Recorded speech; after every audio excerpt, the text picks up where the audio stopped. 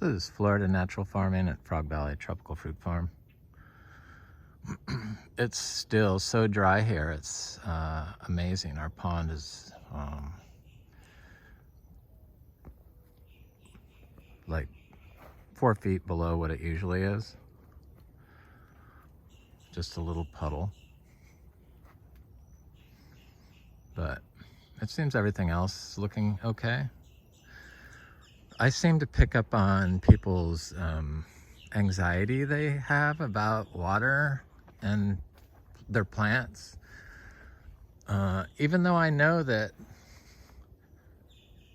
they're all going to be fine because they're being grown as close to natural as possible. So on an undisturbed soil.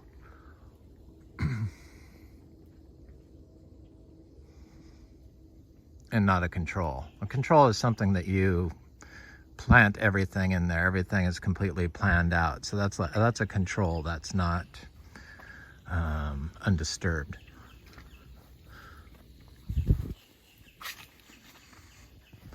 I know that from my seeds that I grow in pots to my little seedlings, trees, that I never water. I put them in the biodynamic compost. We are biodynamic certified, for whatever that's worth to people, but it made me a better grower, so I appreciate them. This is Adamoya in a pot, protected from any sprinkling of rain, because all this, that's never been watered. That's like totally healthy. So I know I can take that pot, see the grass growing in there with it? I could take that pot and plant it together in a hole now, and it would probably survive. Even without any water. So I know that the whole water thing is like so misunderstood, or not completely understood. Not misunderstood, but not completely understood. Because all these studies that they do are on controls, and they probably started doing some on natural systems, but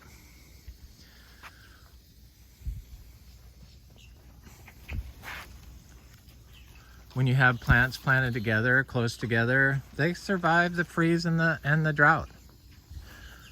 When you don't water, we don't water anything. So I water around the house. Let me take that back. I just started watering around the house again because it was looking haggard. Watering does make stuff look better. I'm talking about a hose that I like drag around the porch and like in front of my sunroom where I grow my rare aeroids. But that's it. We get quite a bit of fruit, considering this is like the worst drought I've ever seen. So this is a seed-grown,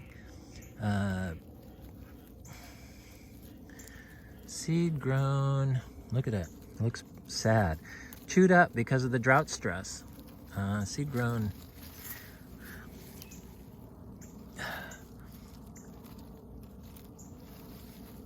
Sorry, trying to get it uncovered here.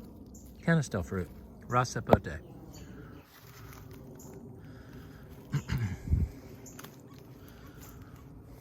Never been watered.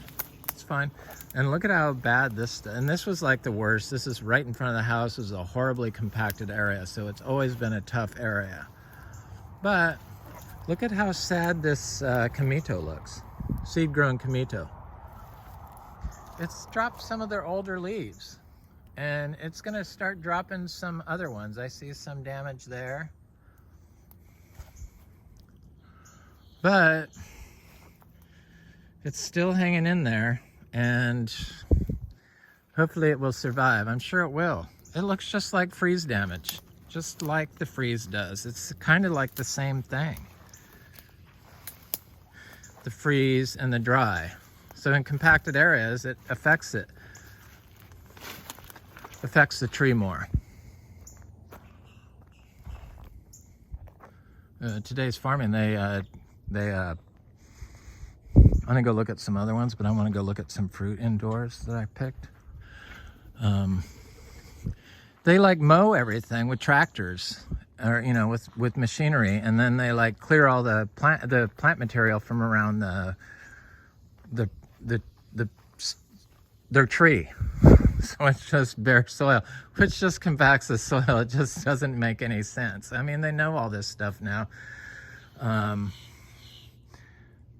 It's just slow to catch on for some reason. But part of the reason is I had some people, I like to get like 2 to 3 people that come by for a farm tour a week at 9 in the morning. And they come from kind of all over the place. And so I had these people from Houston, Texas that bought a 5-acre lot, 6-acre lot, something like that, 5-6 acre lot in St. Lucie County. And before they came here, they went to the agriculture,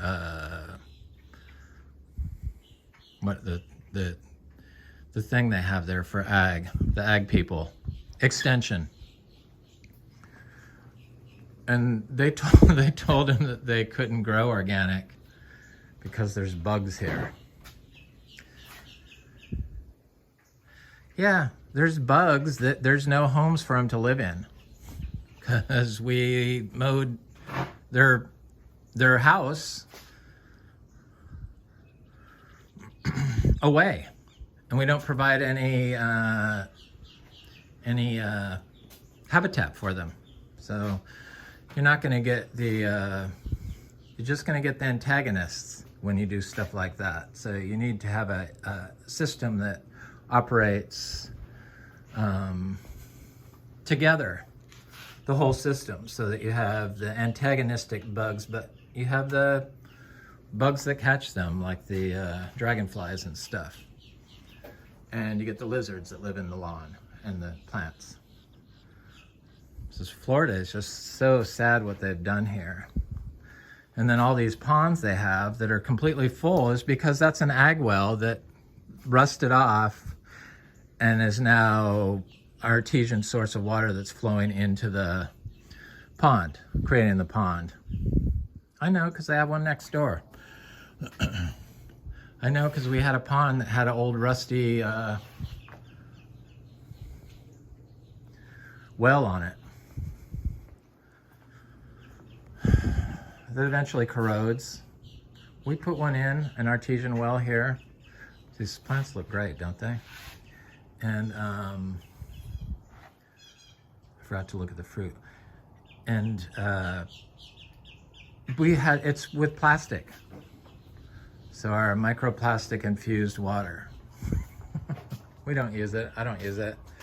I could. So this is jackfruit. It kind of looks, I mean, look at these. Whoops. So I went ahead and picked a couple of these Monstera deliciosa fruit. They're kind of heavy and fat, and they were like separating. So when they start separating like that, they're starting to get ripe, or you can pick them. They start opening up, like right there. I picked 2 of them. I just wanted to see, because one I missed and it was rotten on the ground. So I thought, oh, it happened so quick. It was not ripe, and then I went out there and it was completely rotten. So it's not like I don't check it. I have to go this way, sorry. So here's the other one. Come on.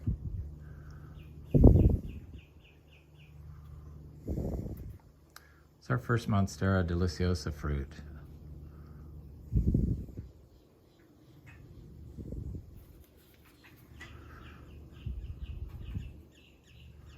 So yeah, these people went to the ag extension office and they told me you couldn't grow organically. Not in this county, but I'm sure that was the case.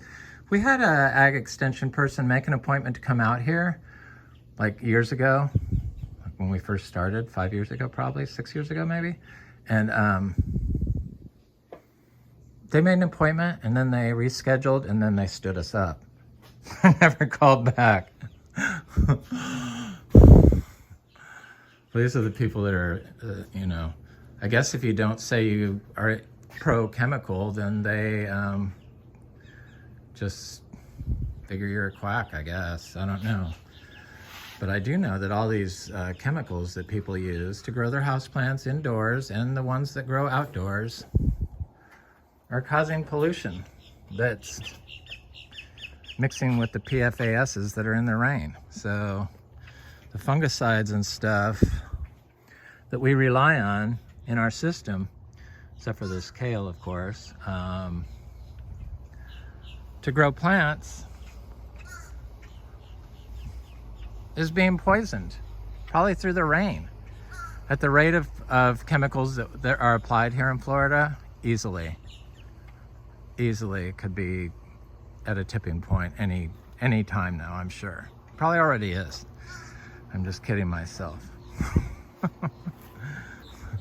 So I'm probably not gonna, I know I'm not gonna renew my organic certification, but the biodynamic people, they, there's a raccoon. A little raccoon. I wanted to show you the pond just so you could see. They, it looked like they gave me an extra 6 months of certification. That bird. Hello, little bird. So this is down. It looks like there's just a little tiny puddle of soupy water there. And there's turtles in there. And then it's like all dry. It's like 4 feet down. I mean, it's dry. People clear all this stuff from around their ponds. It took 6 years for the wood ducks to come to this pond of not mowing around it before they came. So everyone here, they put the they have their ag wells that rust off, and then or they create a pond, and then so that keeps it full all the time, and then they put algicide or whatever in the pond to keep stuff from growing in it, and they mow right down to the edge. And a lot of them around here, they spray glyphosate or Roundup right around the pond. It's very aggravating. This guy, the ag extension, and his wife, because they're like a team, told him that they couldn't do organic because there's bugs here. That's why you can do it, actually. So there's that pond they put in. It doesn't look like he cleared around the pond, but it's like really full. That's because the ag well, they had a huge ag well. It's a big pond, a huge ag well that busted off.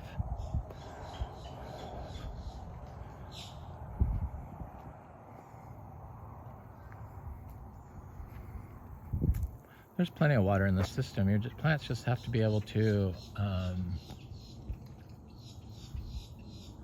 it's like, why was that so big? Have to be able to access it.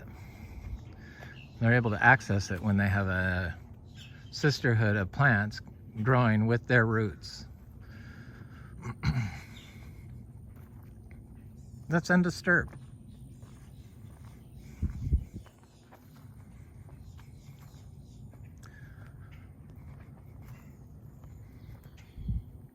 Well, this stuff doesn't look like it's suffering too much. I did see a banana, one banana that, I'll show you something that suffered. I have to go look at the sugar apples because I have somebody that wants some, and there might be some ready now. We're having a lull in them. Did I forget? Yeah, I looked at the jackfruit and the Monstera fruit.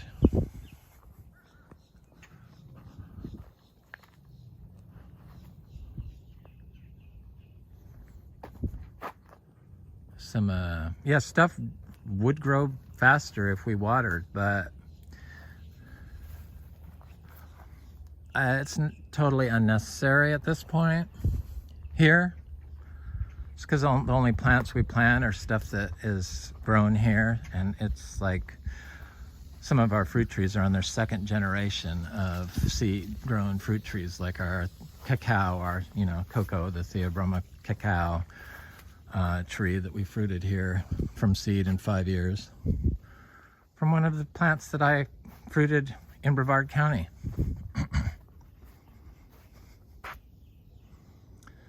They're dry farmed, so I've got the seeds planted. Here's a Camito that's also like totally stressed out. It's got some sunburn. This is just like the freeze. This is exactly what happened during the freeze. It's the same type of thing. The tree is fine. You'll see. There's another Camito. Got little tiny trees out here I'm gonna look at, just because. So the guy was amazed that I apply pine shavings every day year round, and he was just surprised at how many piles there were of manure. Yeah, I do one every day. We apply inputs. See, here's this Ingus spectabilis tree, a 2-year-old tree from seed. The seeds were inoculated correctly, so they were inoculated in biodynamic compost. Some Garcinia dulcis growing at the base of it. And I think a Koloch, but I can't see it, so I don't know. I'm sure it's there. So over here, there is a tiny little DPI gold star apple that, there it is, right in the center.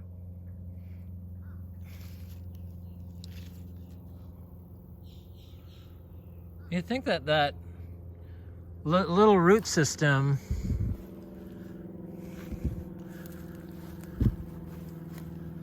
wouldn't have enough water, because it's dry here. I'm telling you, it is dry to sustain it, but it does. This is what happens when you mow. So look at this.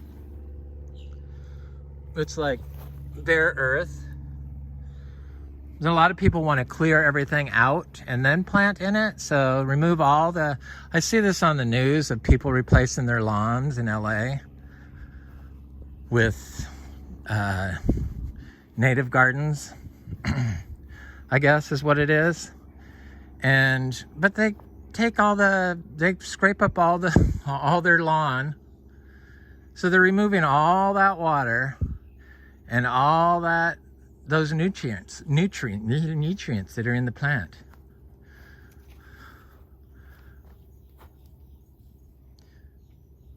And compacting it at the same time. It's just, I don't know. It just, the processes that are, I mean, look at this. This is what lawns look like during drought here in Florida when you mow. This is white sand, you can tell. This was all white sand at one point, but this is at least a little bit gray. I mean, that's it. That's why they say you can't dry farm here, because it doesn't hold water. It doesn't hold water because you have a control. And you removed all of the stuff that I didn't plant, or you don't plant, that was there, rather than piggyback off of it until your system outcompetes it. I mean, because why would you remove all those nutrients and all that water and then try to reestablish the correct amounts in order for a plant to live?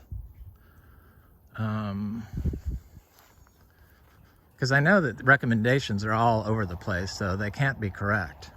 And none of them take into account a living orchard floor, so I don't know. The freeze and the dry can make a system, plants can make a systems that freeze and dry more sustainable, self-sustainable. So the more plants, it doesn't seem to make sense, but if there was like 20 plants around this, this would probably be 3 times as high. I'm talking right next to each other. Like big plants, the same size as it, not like little tiny ones, and then that. Like cassava, and then this tree, and this tree planted near it, and just closer together. A banana. And that system can withstand, in Florida, the drought and the freeze better. So I've been getting a lot of fruit off these Garcinia trees, and I'm gonna plant all the seeds if you guys don't buy any. So I don't hold seeds, and are my videos. So I just looked the other day to see how many hours, I didn't know, how many hours that my YouTube station had the last year. And it was way over 4,000. And oh, I need that leaf because I'm gonna make tea today. I ran out of tea, so I knocked that leaf off. I'm going to use it. So I guess you can start getting paid from your YouTube channel after 4,000 hours and 1,000 subscribers. I usually don't look for subscribers. I like them to happen naturally. This is I found this Colac tree, the Talicia florescii. I saw the new growth on it. It's growing right next to, this is our cacao, you know, the Theobroma cacao, the cocoa, dry farmed. Second generation of plants that I've fruited. There's a cacao.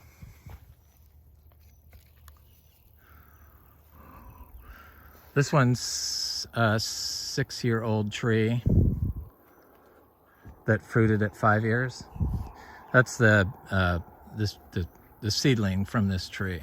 This is from a tree that I fruited in Brevard County, and it has blooms on it. I don't see any at the moment, but here's a dried up one where it's like it hasn't growed up. It looks a little dry though. But it started blooming during the drought, and it seems okay. I've shown this tree during winter during the drought, and I said it would be okay. And growing next to a path, a mowed path, is like the worst spot in this property because it's the most disturbed. Okay. It's Philodendron maximus. It's looking good finally. It's got new growth on it, and then there's our Monstera deliciosa patch on the other side of the tree. Look, you can see the flowers from here. There's a lot of fruit on it. So I guess I am gonna have that to sell. I think I'm going to wait and see how that ripens up before I actually say, but if any of y'all are interested in that, so that's gonna be an option. So our cacao forest in here, see it? They're looking good, these little trees. They are looking healthy. Got about 30 little cacao trees now.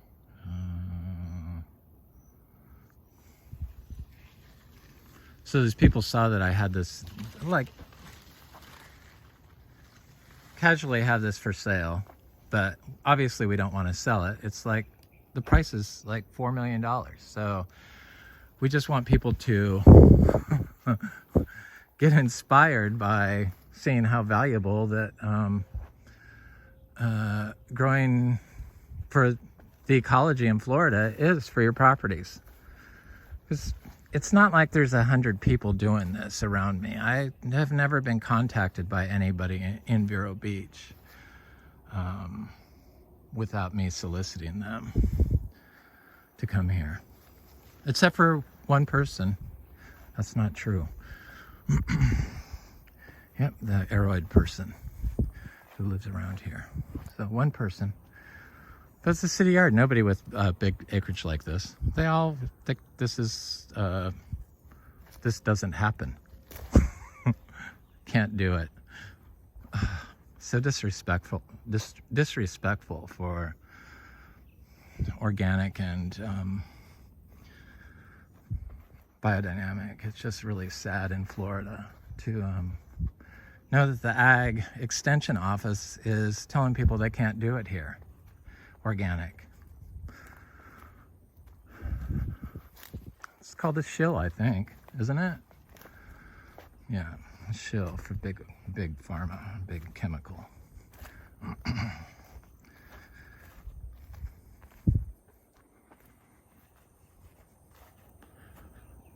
No, we'll just gaslight you and tell you can't do this. It's impossible. Oh, okay. Hey, my videos seem to say otherwise. There's some jackfruit that got some leaves that are like got yellow on it. That's what they do during the freeze too. It's the same type of thing.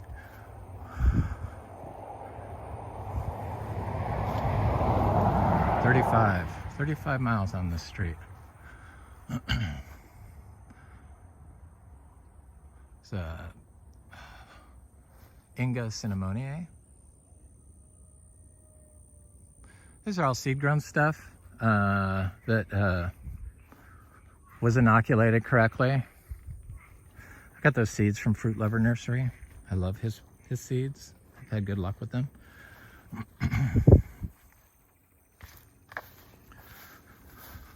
That's the mango freeze thing. So it's the stuff is still sitting on the tree. So I know there's something to the fungi harvesting the water and moving it below ground from the standing carbon, the standing dead carbon.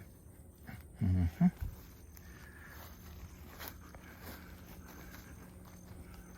The Sapodilla. Oh, I have to go over to the sugar apples.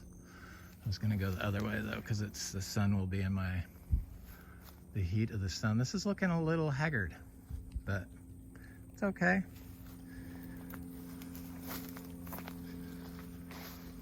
I mean, it's still green here.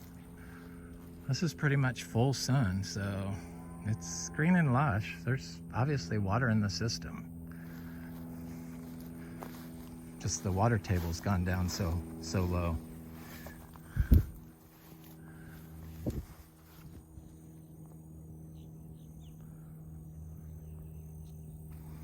I'm sorry to hear that people have trees dying during this drought, because it's never fun to have that happen. This was from the freeze. This is still on the tree without any. It's almost like it's being broken down and internally and delivered internally. Because, I mean, that's been there 8 months. This is the freeze damage. And there's no beetles in the wood. But I have seen fungi growing out of it. Little eared fungi, tiny little eared fungi. So, that was from the drought, that Sapodilla. This tree struggled after the freeze. And it's a nursery grown tree. Got fried a little bit by the freeze, but then the drought just... I found that where the drought and the freeze happen in combination, it's like the worst compacted areas, which this always was. It's finally getting better. I see pigeon peas coming up in here. I gotta go look at those other Garcinias. Got too many fruits. We got Carrie and Sri starfruit seeds. Got a lot of seeds right now. Different fruits. Still have some of those Tamarillo seeds. I need to plant some.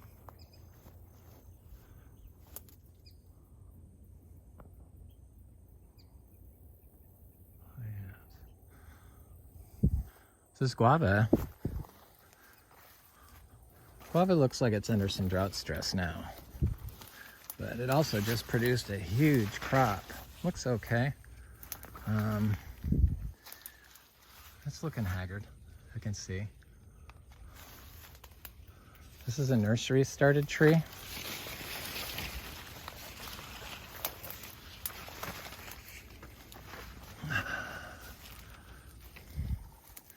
Seems okay on this side, but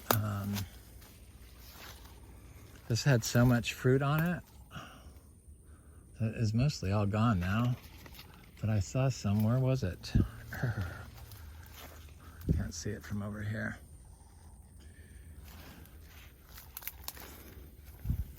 I don't expect this tree to die.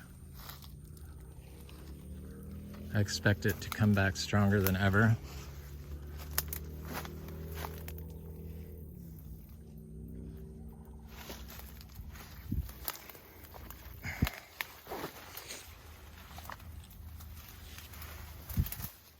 Seems okay. The leaves are a little droopy, but if we get rain, this little seedling one seems fine.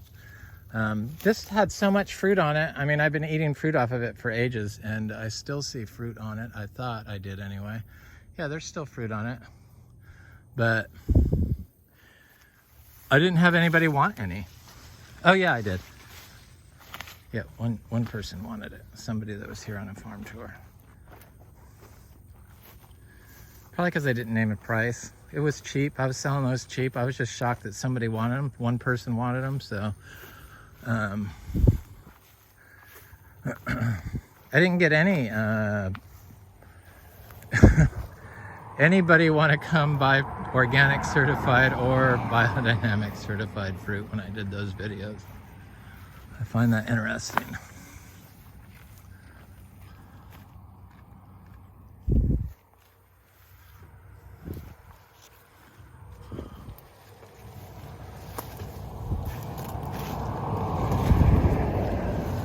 These look good. These banana trees look good from here.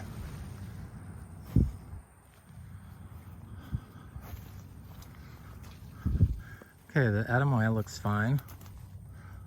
There's several fruits on it. This is a Priestley Adamoya. You can tell by its shape. Here's the sugar apples. They're looking good. They're not quite there yet here, but I see that one looks like it could be, so. Not the black one, but the yellow one under it. Yep. I can get her.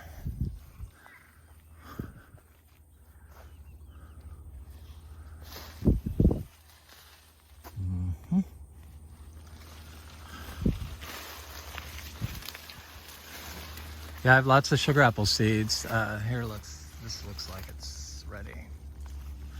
Looks like actually it's already opened up.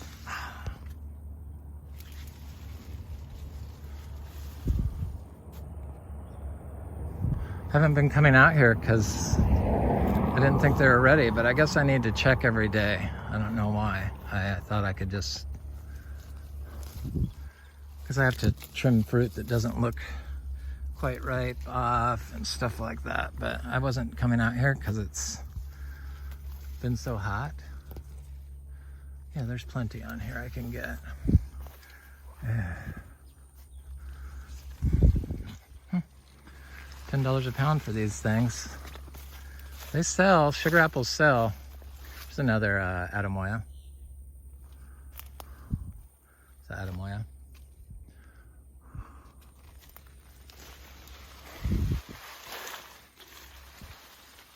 These things are amazing that they just do so well without any rain. Survive the freeze. I knew these could take the drought because I have them at my beach house on a sand dune and they produce fruit year round because they don't lose their leaves. And they've been growing good for 10 years and they do quite well. I never give them any compost, and they just have this growing around them now. I gave them like 5 pounds once in 10 years. The whole 2.5 acres. 10 pounds, I think. Is that what it was? No, 2 5-gallon buckets of compost on 2.5 acres one time when I stopped mowing. But they produce. They're not going to produce like these because we dump our manure in our orchard floor near them. And there's a lot of them. Here's one that looks like it's cracked. Good, I'm going to heat you. I don't want to break your branch. Yep. It's a little one, but I could tell it's going to be really good. There's some big ones down there. Yeah, I got to come pick these. Okay. We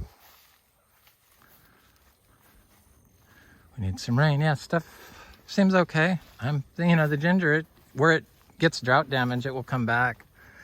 All that carbon in the ground will just feed the parts that are alive if it dies. But it's like the freeze, it just regrows from the rhizome.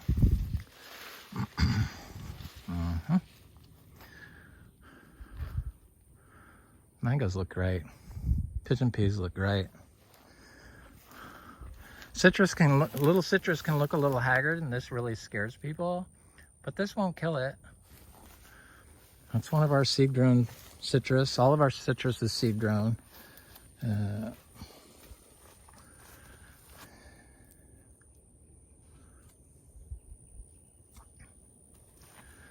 It's a custard apple, reticulata, Annona reticulata. Yeah, I'm excited for this new old person coming. He wants to dedicate his life to teaching people how to grow food. So he's a big permaculture person in Houston and wants to collaborate with me.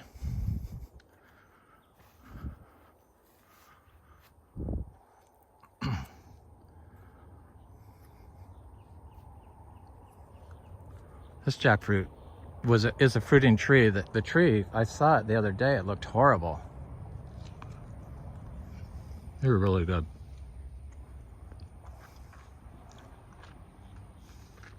But it didn't fruit.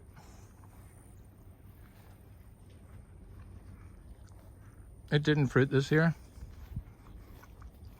I'm sure because of the freeze. 31 degrees is hard on jackfruit.